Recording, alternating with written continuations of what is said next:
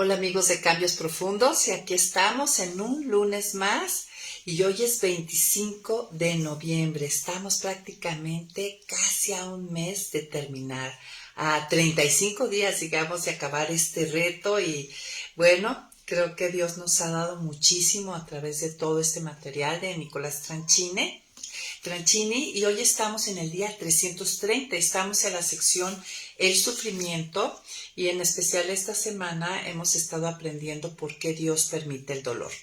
Pero en especial hoy en este día dijimos que toda esta sección del sufrimiento lo estuvimos dividiendo en secciones para una mejor comprensión, y hoy en especial vamos a ver la disciplina. La disciplina es mencionada en la Biblia y creo que hay conceptos muy erróneos acerca de qué es la disciplina del Señor y esto de que el Señor al que ama disciplina. Y bueno, hoy vamos a aclarar todos estos términos bíblicamente, qué significa la disciplina, qué dice la Escritura acerca de la disciplina, cuál es el objetivo de la disciplina. Y bueno, muchísimas gracias por estar aquí con nosotros. Y vamos a empezar por decir que la disciplina es un acto de amor que genera o permite una medida de dolor por el bien mayor de la persona. Esa es la definición que nos da Nicolás Tranchini para la comprensión de lo que es la disciplina bíblica. Pero ¿qué tal si oramos y ponemos este tiempo en manos de Dios? Y que pues Él añada bendición a la lectura de su palabra que tendremos esta mañana. Señor, damos tantas gracias por todo lo que tú nos has enseñado, instruido, aclarado, la comprensión que nos has dado de tantas cosas a través de este año de cambios profundos, Señor. Gracias porque tu palabra es viva y eficaz, porque realmente trabaja y en nosotros nos transforma, nos renueva. Y gracias, Señor, porque nos has dado esta libertad de poder acudir a tu palabra. Gracias por nuestro país. Permite que esta libertad la sigamos teniendo. Pedimos por todos aquellos lugares y por los hermanos donde no tienen la libertad para estudiar y abrir tu palabra, Señor. Que tú les des una doble porción de gracia y de bendición en sus vidas, Señor. Y este tiempo, Señor, dirígelo tú en tu espíritu, danos entendimiento, abre nuestros oídos, dispón nuestro corazón, renueva nuestra cosmovisión acerca de lo que es el sufrimiento y sobre todo este inciso de tú por qué nos disciplinas, cuál es el corazón tuyo dentro de este proceso que tú haces en nosotros de disciplinarlos. Gracias, Padre, en el nombre de Jesús. Amén. Pues muy bien, amigas, gracias por conectarse, estar aquí con nosotros. Y yo, primeramente, yo quisiera que aclaráramos en la Biblia qué significa la disciplina, ¿no? En la Biblia la palabra disciplina se refiere a un proceso de educación, restauración o entrenamiento. Fíjense, eso es, yo creo que antes de entrar en el tema es muy importante definir los términos bíblicamente. Entonces, fíjate, para comprender bien lo que es la disciplina del Señor, número uno, entendamos que la palabra disciplina se refiere a un proceso de educación, restauración y entrenamiento. Cuando nosotros disciplinamos a nuestros hijos, esta es la idea: educarlos, restaurarlos y entrenarlos. Y es la misma idea que tiene Dios para con sus hijos, para con nosotros. En el Antiguo Testamento la palabra disciplina proviene del hebreo musar, que significa reprensión, educación, instrucción, enseñanza. También lo utiliza a veces como castigo, consejo o erudición. Entonces, en el Antiguo Testamento, fíjense, esta palabra disciplina del hebreo musar significa todo esto. En el Nuevo Testamento, la palabra que se utiliza es del griego paideia y significa tutoría, guía, entrenamiento, educación, enseñanza, instrucción y corrección. ¿Se dan cuenta? Entonces, como para empezar, entendamos a qué se refiere estas palabras dentro de la Escritura. Y vemos que en el corazón de eso está el instruir, el enseñar, el corregir. Dice que es tutoría, que es guía, que es consejo, que es erudición, ¿no? Eso es a lo que se refiere la palabra disciplina. Y bueno, ya viendo las escrituras, la disciplina se usa en referencia a, por ejemplo, cuando un padre entrena a sus hijos. También se utiliza en referencia a un entrenamiento en la justicia, ¿no? En actuar con justicia. También se utiliza cuando Dios entrena a sus hijos, es una palabra que se utiliza en ese sentido. También la palabra disciplina aparece en cuanto a la disciplina en la iglesia, que es un proceso para corregir comportamientos pecaminosos de los miembros.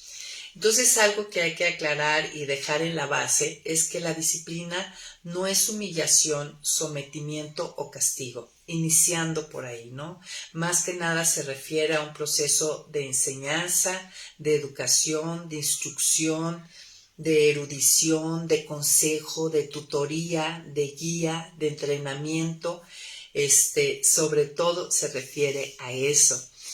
Y la semana pasada nosotros aprendimos cómo en Job 2.9, si estás tú ahí conmigo, vamos a la escritura juntos, en Job 2.9 vimos lo que dice ahí la esposa de Job, es algo que concuerda con lo que el mundo dice acerca del sufrimiento, porque la enseñanza, el entrenamiento, la erudición, la corrección que Dios permite y manda a nuestras vidas, genera sufrimiento. Muchas veces nadie disfruta el entrenamiento, la educación, incluso hasta de cosas sencillas, ¿no? Voy a poner un ejemplo sencillo. Nosotros como padres a nuestros hijos o cuando fuimos hijos y simplemente el que nos enseñaran a comer con la boca cerrada, a decir gracias, por favor, todo este proceso de educación va contra lo natural de la carne. ¿No? Se sufre aún en las cosas mínimas y sencillas donde tenemos que morir a nosotros mismos y adoptar y aprender buenos modales. No se diga en otros procesos. Entonces, quisiera que fuéramos a Job, capítulo 2. Job, capítulo 2. Miren, ya se me perdió aquí en mi Biblia. Es algo que le dice la esposa de Job a Job cuando él ha perdido todo, cuando él está en la cúspide del dolor.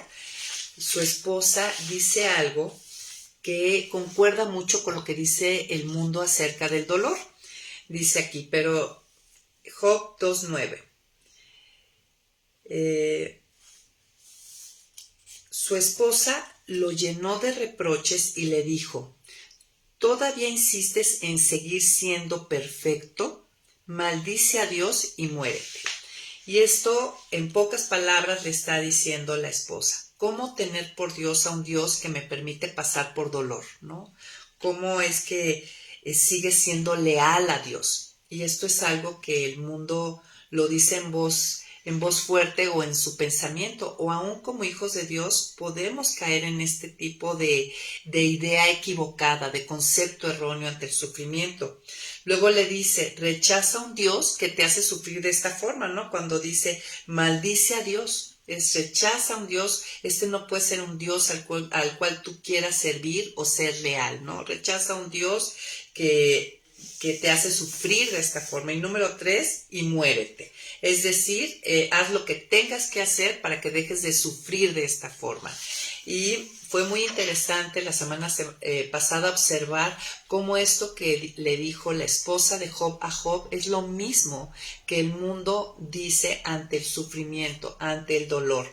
Y también no estamos exentos los hijos de Dios. Muchas veces hemos caído en este tipo de pensamiento o de marco referencial ante el dolor.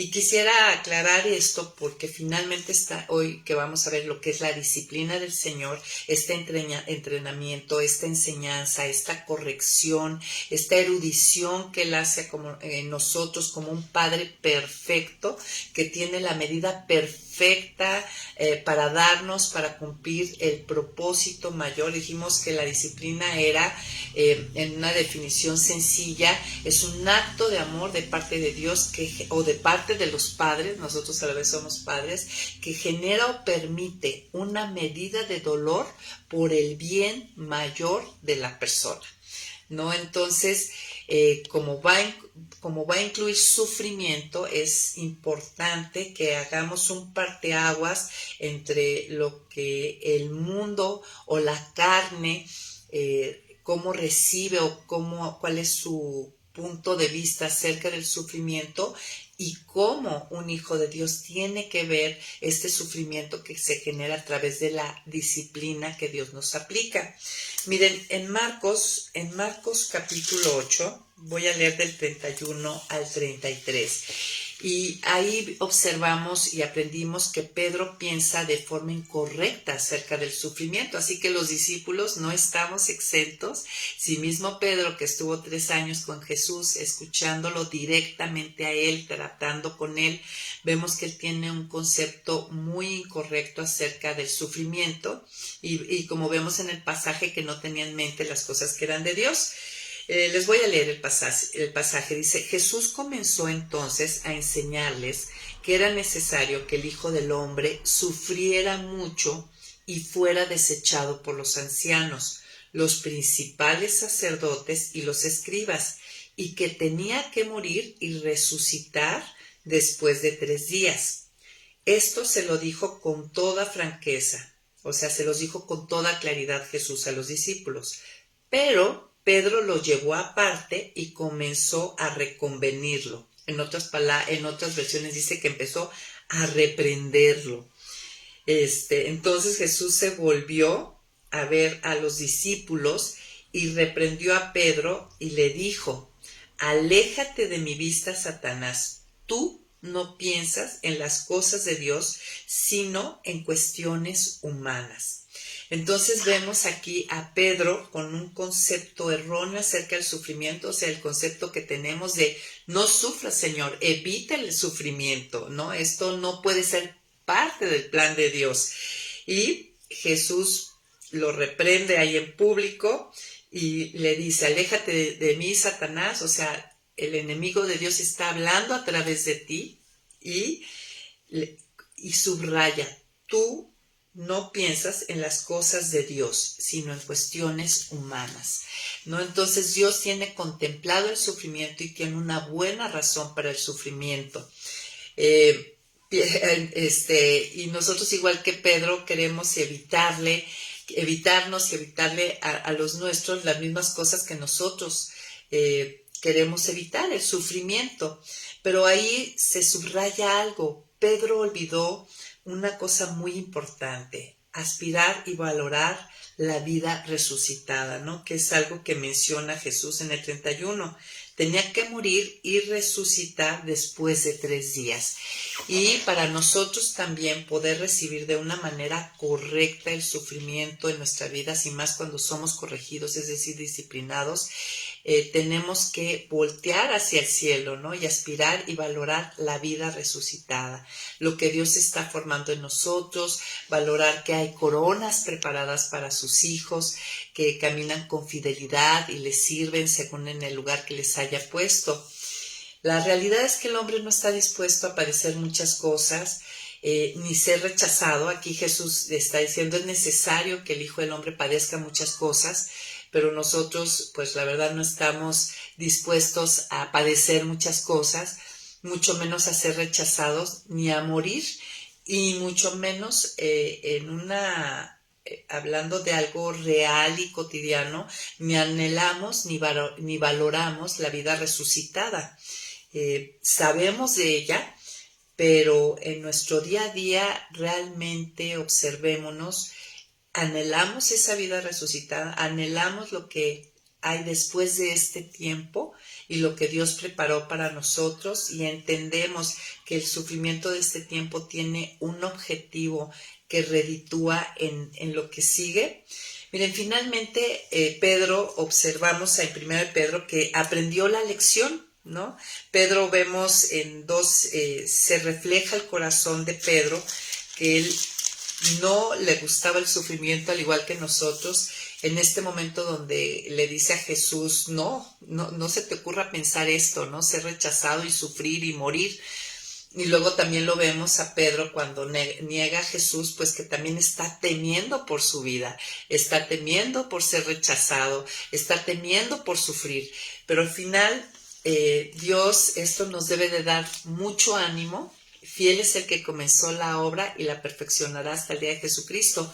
Porque más adelante Pedro escribe en 1 Pedro capítulo 1, del 3 al 7, miren lo que Pedro escribe, que refleja que él aprendió y tuvo una cosmovisión correcta acerca del sufrimiento. La cosmovisión, recuerden amigos, que es la manera en que yo interpreto la vida, la manera en que yo la veo, en la manera que yo comprendo las cosas de este tiempo. Miren finalmente Pedro cómo escribe, ese Pedro que decía no, que no te acontezca esto, ese Pedro que temió por su vida y negó a Cristo 3 veces. Él, después de su proceso de crecimiento, de santificación, escribe esto: bendito sea el Dios y Padre de nuestro Señor Jesucristo, que por su gran misericordia y mediante la resurrección de Jesucristo nos ha hecho nacer de nuevo a una esperanza viva, para que recibamos una herencia, incorruptible, incontaminada e imperecedera. Esta herencia les está reservada en los cielos, a ustedes que por medio de la fe son protegidos por el poder de Dios para que alcancen la salvación, lista para manifestarse cuando llegue el momento final. Esto les causa gran regocijo, aun cuando les sea necesario soportar por algún tiempo diversas pruebas y aflicciones. O sea, Pedro aprendió a valorar y aspirar y valorar la vida resucitada. De eso está hablando él aquí, ¿no? Él está hablando de la esperanza que tenemos a través de Jesucristo, está hablando de una herencia que recibiremos, una herencia que es incorruptible, incontaminada, imperecedera, una herencia que está reservada en los cielos, no es durante esta vida, aunque tenemos como herencia también muchas bendiciones espirituales, como nos lo dice Efesios capítulo 1, pero dice que esto, el pensar en lo que viene y lo que Dios ha preparado, causa gran regocijo, aun cuando les sea necesario soportar por algún tiempo diversas pruebas y aflicciones. Pero cuando la fe de ustedes sea puesta a prueba como el oro, habrá de manifestarse en alabanza la gloria y honra el día que Jesucristo se revele, ¿no? El oro es perecedero y sin embargo se prueba en el fuego. Ese fuego es el sufrimiento, son las pruebas, y la fe de ustedes es mucho más preciosa que el oro. Y pues esto nos tiene que dar ánimo, porque el mismo que operó en el corazón de este Pedro, que no quería sufrir, ni padecer, ni ser rechazado, ni morir, finalmente Dios, a través de un proceso y de su Espíritu Santo morando en él y un proceso de santificación, termina Pedro teniendo una visión más allá de lo que hay en este tiempo, y eso pues le permitió sufrir. Aún sabemos que Pedro murió crucificado, ¿no? Entonces pasó con excelencia la prueba del sufrimiento, entendió por qué Dios lo permitía. Ahora, algo que me gusta que aclaró Tranchini esta semana es que veamos que el sufrimiento no es intrínsecamente bueno, ¿no? Dios no disfruta cuando sufrimos ni está gozoso de ello. Pero algo que sí entendimos es que el sufrimiento sí puede producir algo bueno. Dios lo utiliza para cambiarnos, y no nos abandona cuando lo vivimos. Su promesa, su fidelidad y su amor hace que Él vaya con nosotros y nos dé soporte, sostén y fortaleza, ¿no? Cuando lo estamos pasando, y nos promete y cumple que lo va a utilizar para bien, ¿no? El famoso Romanos 8:28. Los que aman a Dios, todas las cosas les viene a bien. Y esa es una promesa y esa es una realidad. Ahora, si preguntamos, ¿Dios permite mi dolor? La respuesta es sí. Dios genera, crea o produce parte de mi dolor. Pues también esta semana entendimos que también, ¿no? Que es real. A veces Dios crea o produce parte de mi dolor dentro de su soberanía. Y eso muchas veces es muy difícil de digerir cuando tenemos un concepto equivocado de nuestro Dios y de lo que es el sufrimiento, porque Dios permite el sufrimiento. Él interviene en nuestras circunstancias, creando situaciones a veces dolorosas que tienen como meta ayudarnos a obtener un bien mayor. Igual que nuestros padres, ¿no? Igual que nuestros padres, pues nosotros, muchos de nosotros somos padres o a la vez hemos sido hijos, y nuestros padres, aunque imperfectamente, nos han disciplinado, corregido, enseñado, entrenado. Mucha de esa corrección a veces conllevaba una consecuencia dolorosa, que la idea era hacernos crecer e ir a madurez. Cuanto más nuestro Dios, que es un Padre perfecto, sabio y lleno de todo amor perfecto, ¿no?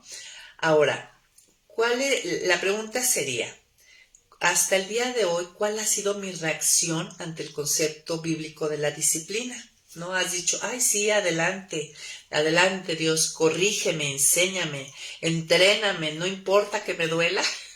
O más bien es así como, ay, no, esta parte no, por favor, no es algo que me agrade de mi Padre Celestial. Miren, algo que aprendimos es que finalmente mi respuesta, mi reacción ante la disciplina revela mis valores, es decir, aquello que yo considero importante o valioso. Y es muy importante que hoy pueda ser corregido, enderezado mi concepto de la disciplina bíblica, para que yo pueda reaccionar y accionar de manera correcta, ¿no? Ahora sí que colaborando con mi Padre Celestial, que me está enseñando, corrigiendo, entrenando, haciendo erudito en algo. Finalmente va a revelar mis valores. Si yo soy una hija que me enojo mucho, que aún me enojo con mi Padre Celestial cuando Él me disciplina, pues yo lo que estoy revelando es que a mí me gusta estar feliz y cómoda. A mí no me incomodes, a mí no me interesa el crecimiento, ni ser usada, ni ir a madurez, ni me interesa que mi vida refleje la hermosura de tus perfecciones o de tu carácter, ¿no? Es decir, no me interesa que mi vida dé gloria a Dios. Va a reflejar eso, o realmente mi reacción ante la disciplina y cómo la vivo va a mostrar que lo que más quiero es disfrutar a Dios, crecer en santidad y ser usado para que su reino se extienda a través de la tierra. Va a reflejar esas dos cosas. ¿Quiero estar feliz o cómodo, o quiero realmente ser un instrumento en sus manos? Entonces, cuando yo tengo el concepto correcto acerca de la disciplina, aunque yo no llegue a encontrar placer en ese sufrimiento, en ese dolor, podré aceptarla, ¿no? Como un medio por el cual Dios me ayuda a lograr lo que más valoro, que es finalmente aprender a disfrutar de Él y crecer a imagen de Cristo, y que mi vida le dé gloria. Pero como vimos cuando inició el 1 de enero, ¿no? Debo de contestar primero y seguir contestando qué quiero. Realmente quiero aprender a disfrutar a Dios, que es el propósito de este devocional. Y finalmente, ¿cuánto quiero lo que digo querer? Porque si yo voy a estar tirada en el suelo a la hora de una corrección, de una disciplina, me voy a poner necia, me voy a poner rebelde, le voy a dar la espalda a Dios y voy a estar, no quiero padecer, no quiero ser rechazado, no quiero morir a mí misma, en pocas palabras, pues entonces realmente no quiero lo que digo querer, ¿no? No nos engañemos. No, o sea, Dios no puede ser burlado, nosotros nos autoengañamos, pero nosotros no podemos ocultar delante de nuestro Dios que todo lo ve. Aquellos que sufren de forma adecuada son un manantial de vida y de fe. Esto es lo que dice Héctor Benítez, y sí es cierto. A través de cuando vemos a personas que están siendo corregidas, disciplinadas y lo hacen de forma adecuada, de verdad que son un manantial de vida, porque vemos cómo son perfeccionados, cuál es su actitud y finalmente muestran su confianza en Dios. Yo cuando soy disciplinada muestro esto. Muestro mi confianza, mi fe en Dios, en que mi Padre me está tratando con amor y con justicia para fines mayores. La gente nos observa, ¿no? Entonces, finalmente, la disciplina revela lo que tiene mayor valor para mí. Nosotros vimos ahí en Apocalipsis 3, del 17 al 20, es un pasaje muy conocido por todos los hijos de Dios, y vimos ahí que se reflejaba lo que tiene más valor para uno. Miren lo que dice aquí la escritura. Dice, tú dices, yo soy, esto es un mensaje a la iglesia de la Odisea.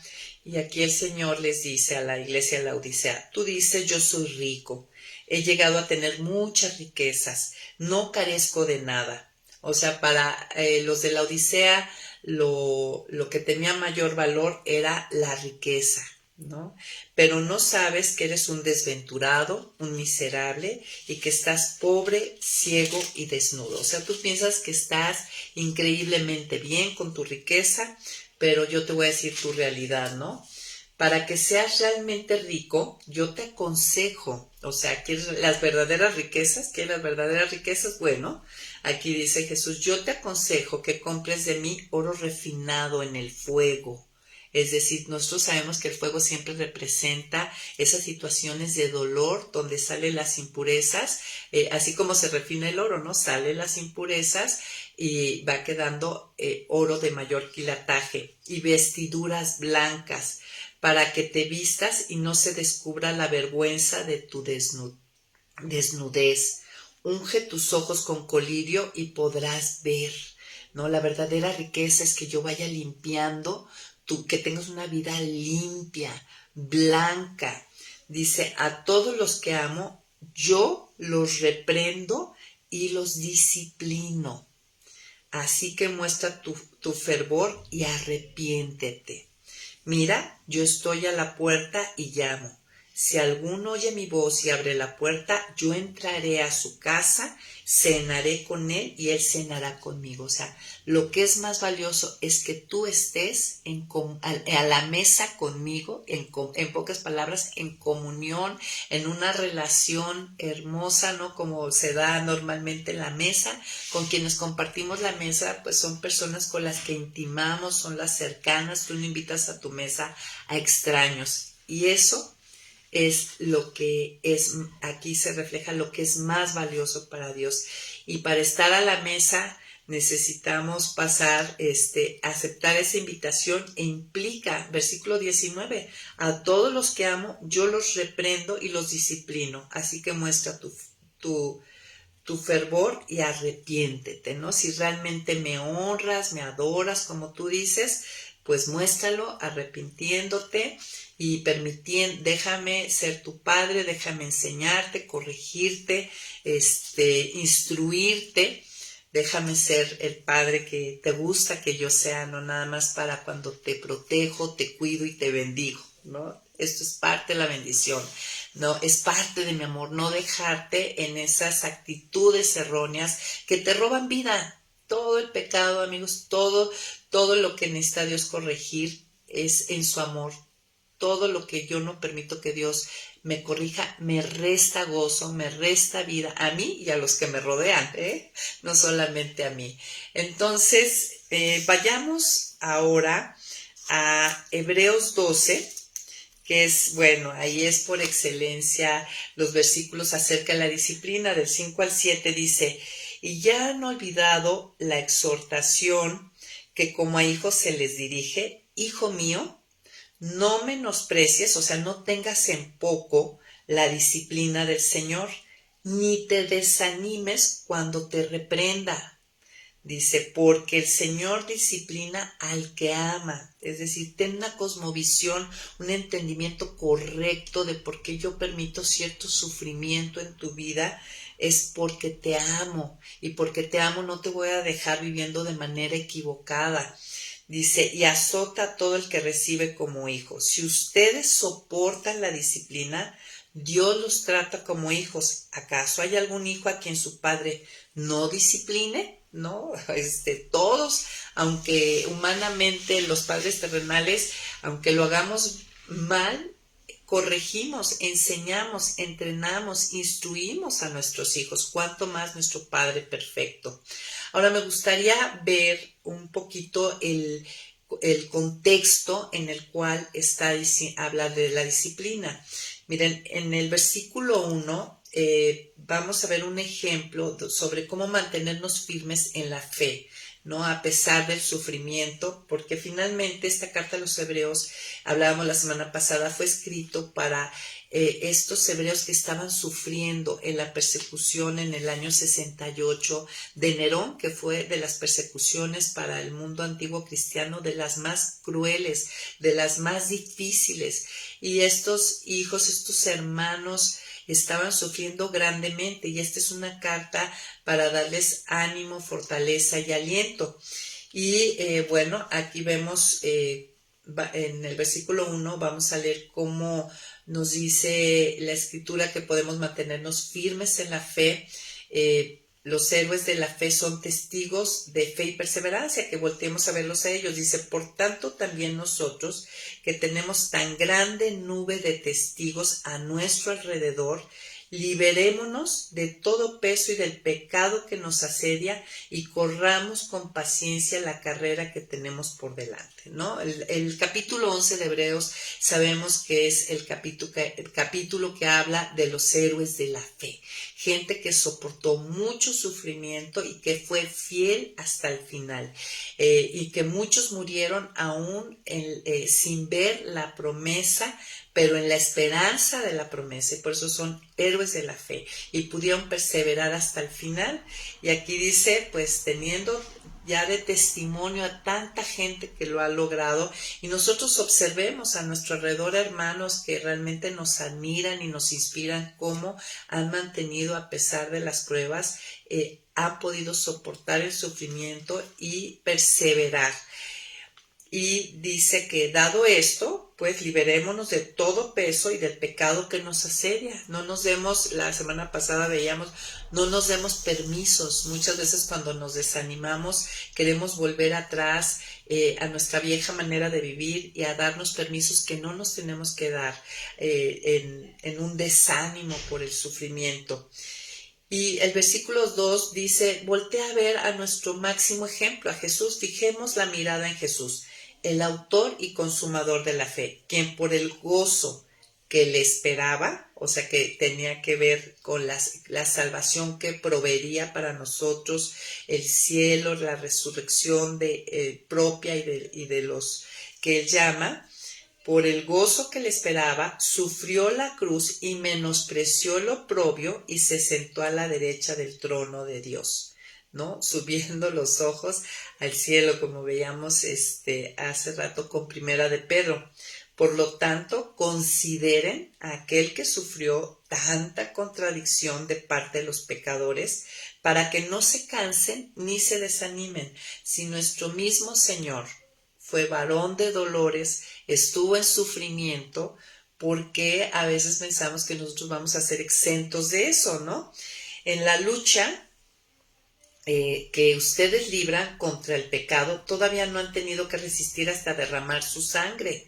Y ahí es donde entra, y ya han olvidado la exhortación que como a hijos se dirige, hijo mío, no menosprecies la disciplina. O sea, en vista de que tenemos alrededor muchos testigos, héroes de la fe, que nos han mostrado que han perseverado y que han sido fortalecidos y sustentados aún a través del sufrimiento y se han cumplido propósitos para los cuales Dios los llamó y a la vez al ver a nuestro mismo Señor que sufrió y se cumplieron los propósitos por medio del sufrimiento y no se desanimó, nos dice, tú tampoco, en vista de esto que te estoy diciendo, de ver a otros hermanos y al mismo Señor, tú no tengas en poco cuando Dios permita, te corrija, te enseñe, te entrene, es decir, te discipline, ¿no? Y luego dice en el versículo 9 y 10, que voltemos a ver, aún nuestros padres nos disciplinaban, dice, por otra parte tuvimos padres terrenales, los cuales nos disciplinaban y los respetábamos, ¿no? ¿Por qué no mejor obedecer al Padre de los Espíritus y así vivir? La verdad es que nuestros padres terrenales nos disciplinaban por poco tiempo y como mejor les parecía, bueno, ahí a veces con muy poca sabiduría los padres terrenales hemos disciplinado, enseñado, entrenado, dice, pero Dios lo hace para nuestro beneficio y para que participemos de su santidad. O sea, hay un propósito mayor, ¿no? Es provechoso. Y sabemos que ninguna disciplina nos pone alegres al momento de recibirla, sino más bien tristes. Esa es una realidad, ¿no?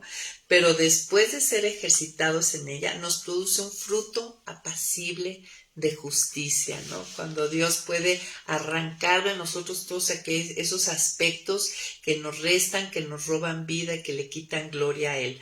Entonces también nos anima a enfrentar correctamente el sufrimiento de la corrección en vista de que aún nosotros, ya los hijos adultos, muchas veces apreciamos y hemos dicho, y hasta como presumimos, mi papá era muy estricto, él me enseñó esto y esto, si nosotros podemos ver y apreciar la instrucción, la disciplina, a veces muy deficiente que nuestros padres nos llegaron a dar, pero vemos lo provechoso que fue, cómo no tener esta misma cosmovisión, este mismo entendimiento ante la corrección, enseñanza y entrenamiento que nuestro Padre Celestial hace para nosotros, ¿no? Entonces, esta es la idea de Hebreos 12 en cuanto a la disciplina y ser animados en medio de ellas y no nos desanimemos, ni desmayemos, ni volvamos atrás, que era algo que veíamos en el capítulo 10 de Hebreos.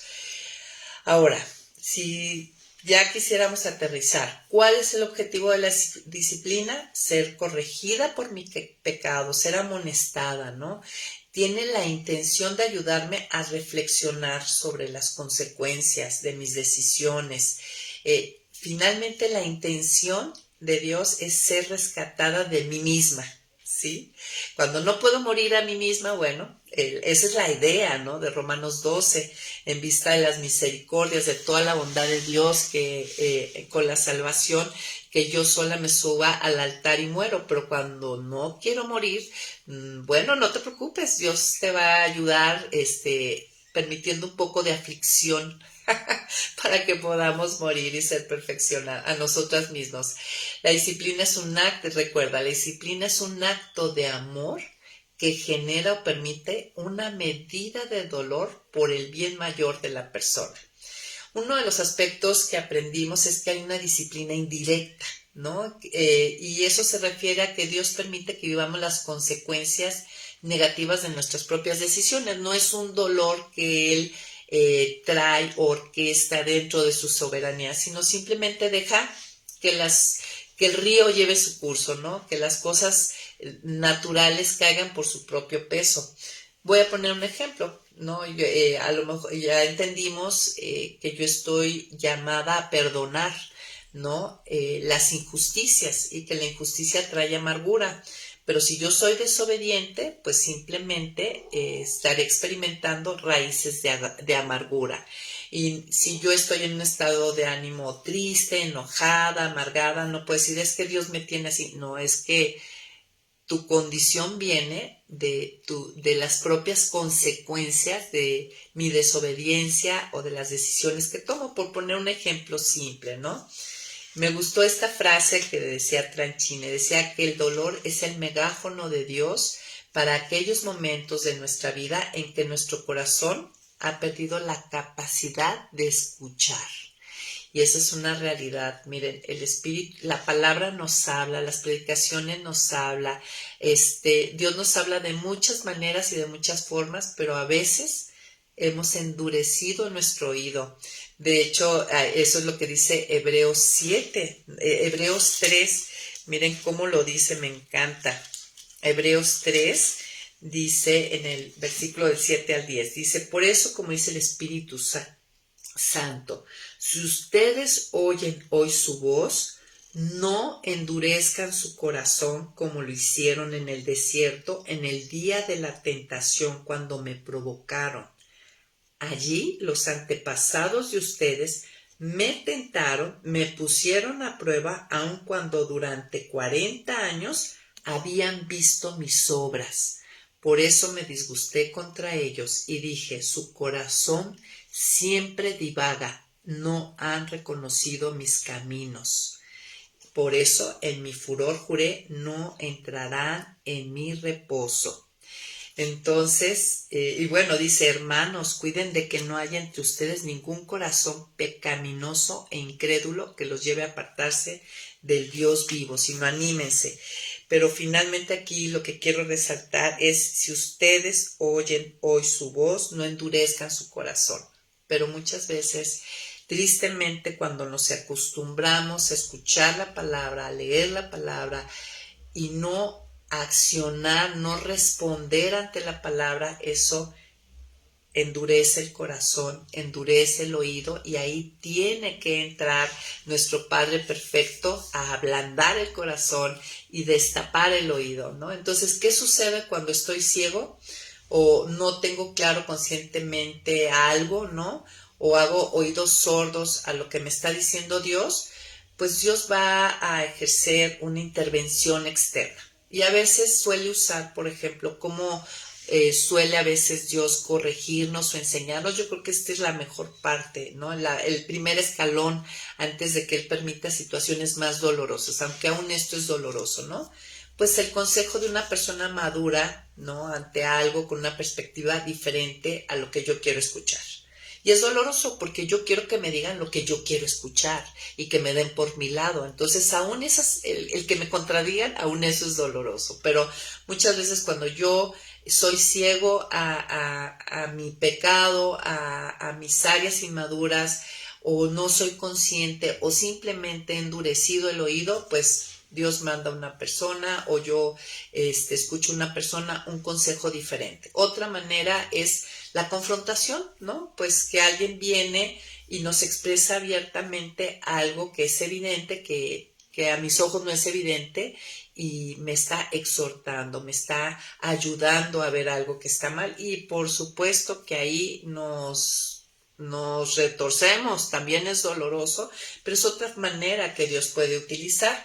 Finalmente también existe la disciplina eclesiástica. Nosotros sabemos ante ciertas cosas, esos son algunos niveles de instrucción, de disciplina que Dios puede utilizar. Y yo creo que ahí tendríamos que pedirle, Señor, ayúdame a ser humilde, a escuchar, a dar el beneficio de la duda. Nuestra carne obviamente va a decir, no, esto no es así, no es verdad, pero demos beneficio de la duda, porque esta sería una corrección sencilla, ¿no? Seamos enseñables, corregibles, entendidos, ¿no? Instruibles. Esta sería una disciplina pues muy leve, y aprendamos a aprender con ellas antes de que Dios permita consecuencias mayores o aún orqueste situaciones que inflijan un poco más dolor. Ahora, ¿cuáles son las dos buenas razones por las cuales Él nos disciplina? Para ser corregida por el pecado que veo pero no dejo. Muchas veces lo estamos viendo pero no lo dejamos. Bueno, ahí entra en acción nuestro Padre Celestial. O para ser iluminada por el pecado que soy capaz de ver, que no soy capaz de ver, y además no puedo dejar, ¿no?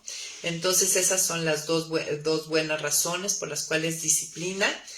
Ahora, ¿qué conceptos erróneos hay acerca de la disciplina? En Juan 15:2 aprendimos que dice: todo pámpano que en mí no lleva fruto, lo quito, y todo aquel que lleva fruto, lo limpiará para que lleve más fruto.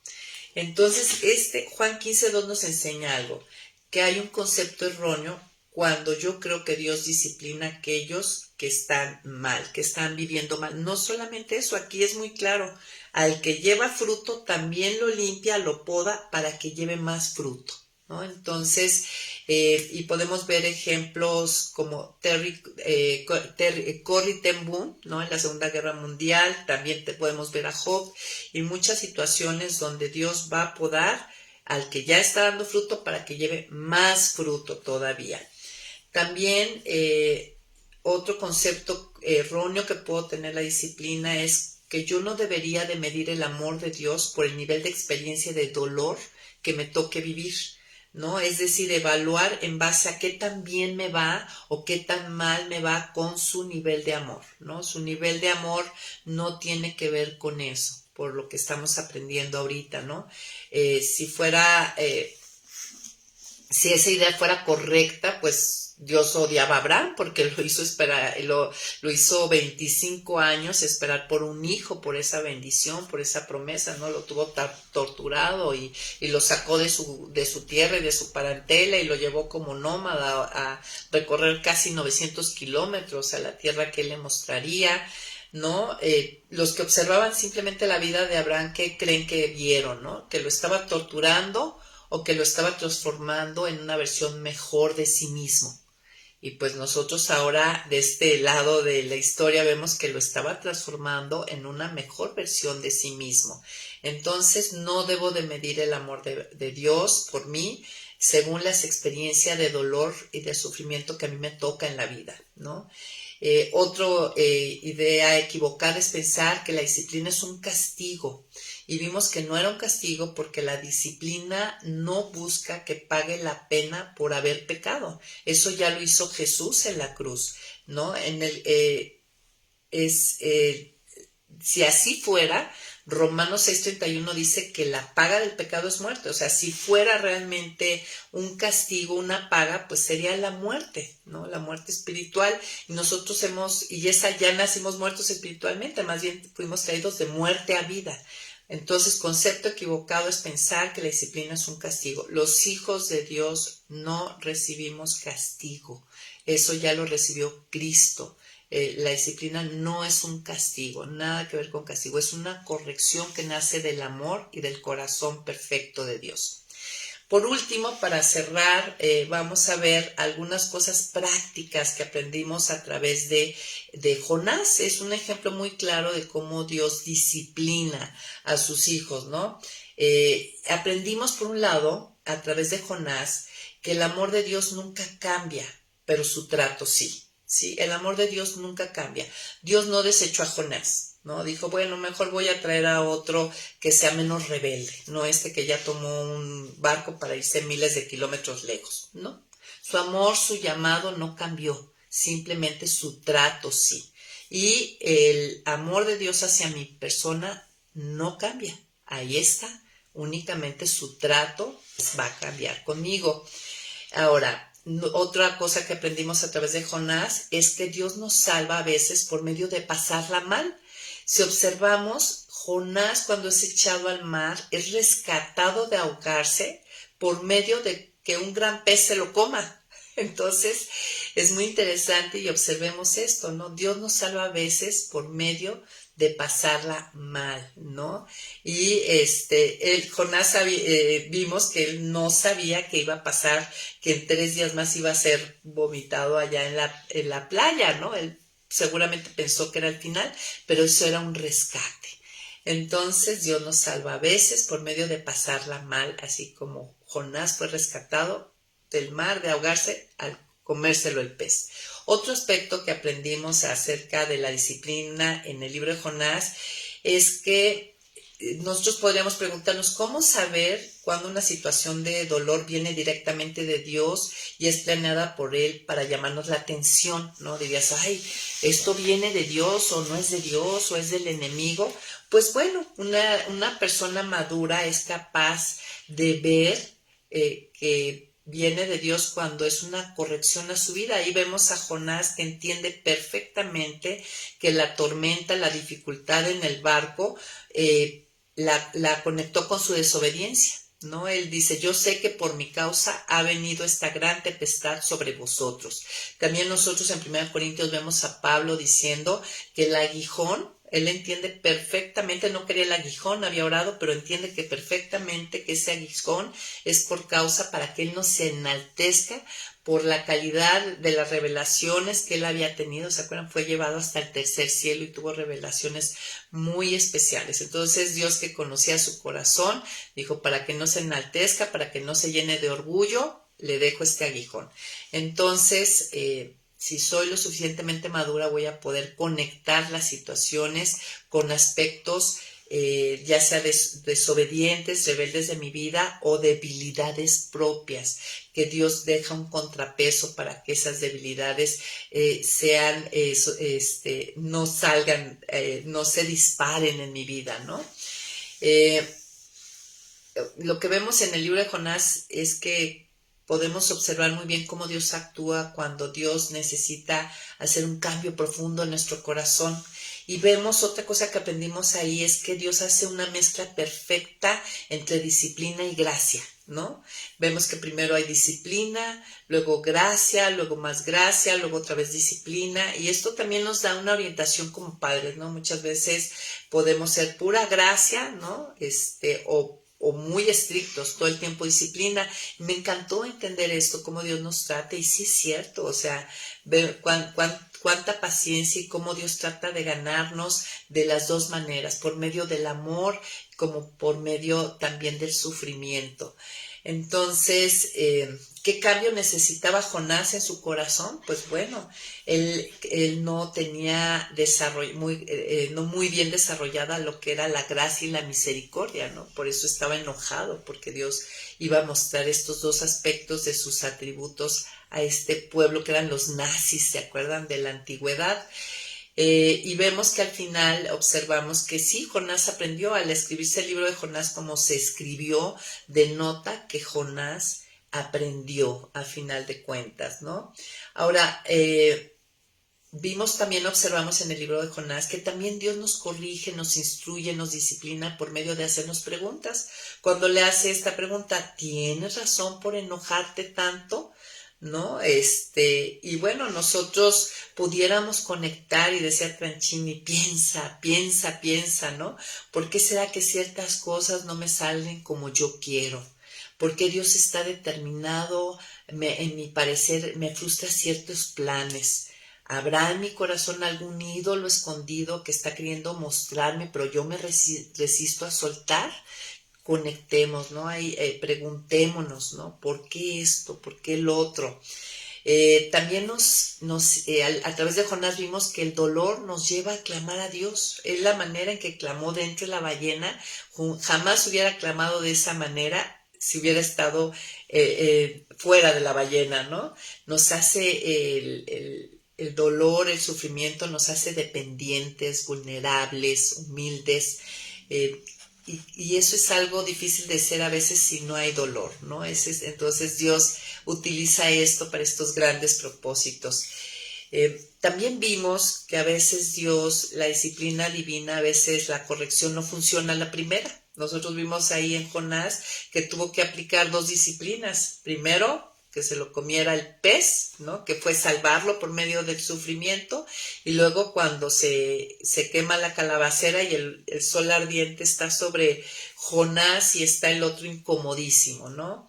Entonces la pregunta, ¿es capaz de transformar el corazón? Pues sí, aunque no siempre a la primera, y eso debe de sacar nuestras antenitas y estar atentos, porque de verdad queremos más sufrimiento del necesario. Yo creo que de verdad deberíamos decir, Señor, identificar cuando Dios nos está corrigiendo, disciplinando, y decir, de verdad, Padre, hazme enseñable, hazme entender, por favor quita mi rebeldía, ¿no?